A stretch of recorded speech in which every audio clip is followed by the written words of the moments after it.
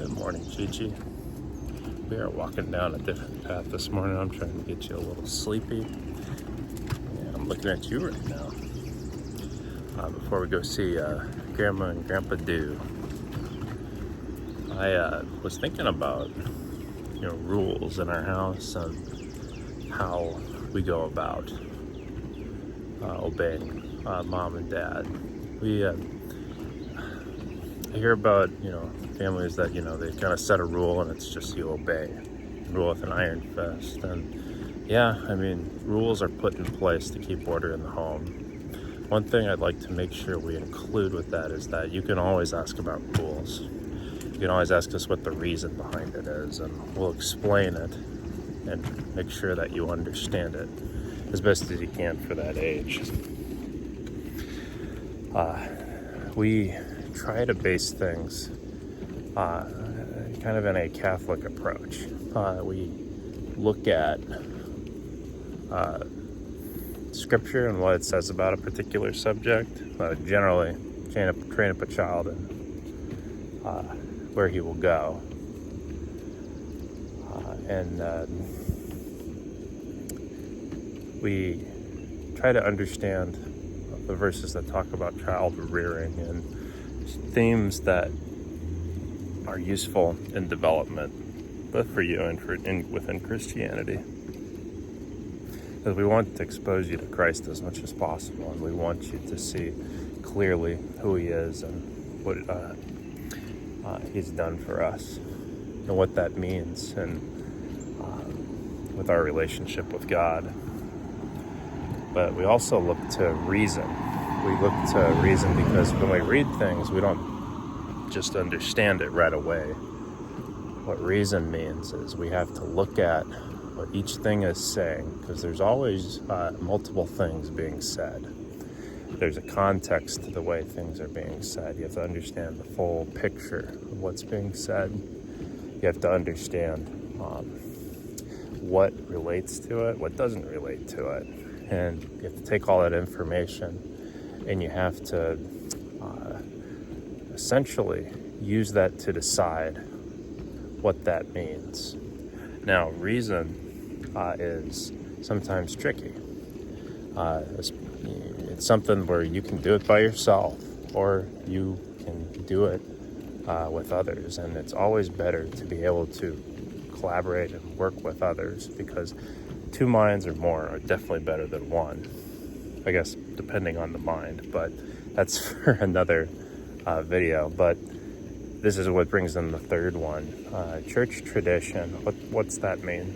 That encompasses a few things. First off, in relation to reason, you have for over the last 2,100 years, other Christians descended from when Jesus walked this earth that have worked with the information Jesus has given them, worked with the information that was laid down leading up to Jesus, and they have used that and wrestled with it and tried to make sense of it or reason through it, understand what's being said here and here.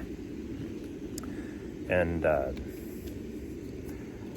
you can build on those pillars. You can build on where they've arrived and where they've come from. And it's wise to do so. There are people that, that were doing this a lot sooner than you were, older, and then they had, as time went on, they had the experience of others that they read and worked with. And it's always good to be able to find commonalities and build off of structure. Which brings us back around to the rules. We're not doing what we do willy-nilly. We have looked at structures. There are things that we like about how we were brought up, your mom and me. There are things that there are things that we didn't like. And now we still had to obey the rules, but one day you're going to be on your own, and then there are going to be rules that maybe you don't agree with. Maybe something new is learned, and it just changes the approach of parenting. You know? That is your prerogative. Anyway, that is a kind of an idea on rules. You know, we're trying to just essentially give you a structure to work off right now. And we're doing our best to give you the best structure possible. Your mom and me are not perfect. Our structure is not perfect. There are weaknesses I see already. But, you know, it's going to be, what we have is a collection of what your mom and I can agree on. And we work based on commonality and what we can work with, not, honing in on just all our disagreements. We would, be arguing all the time and back and forth. A quick note on that, and then I'll end with that. So the reason I think it's good to focus on commonalities first is because you're not going to make progress and you're not going to be able to move forward unless you can find something as a foundation in which you can both agree on and move forward with.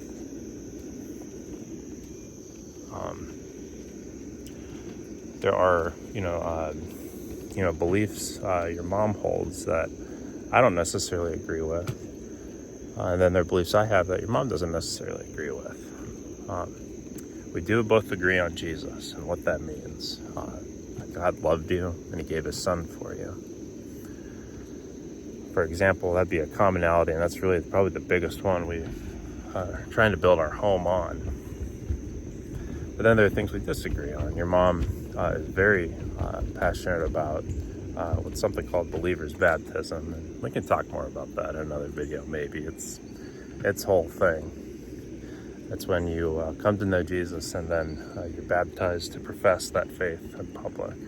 You summed it up.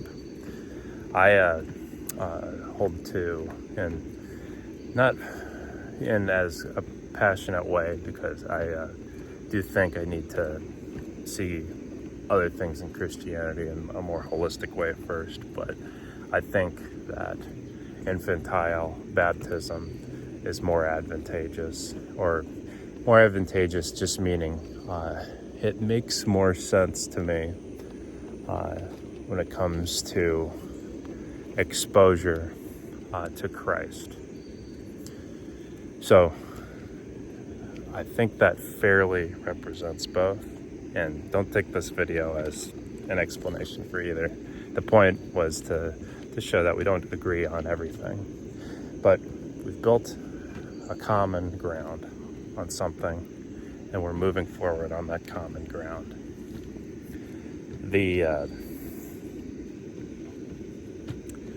Now, if we're building on things we don't agree on, then we're just, arguing. We're kind of looking over each other's shoulder. I mean, it just fosters disunity, and that is not good. Focus on the things that, bring you together with people. All that to say is,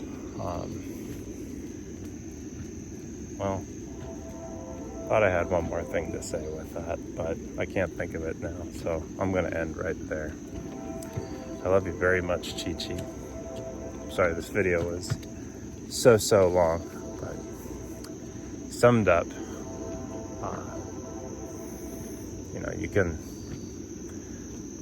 you have scripture, you have your mind, your ability to reason, in some sense kind of follow your gut, and you have a whole plethora of people that followed Christ before you that can allude to how you think.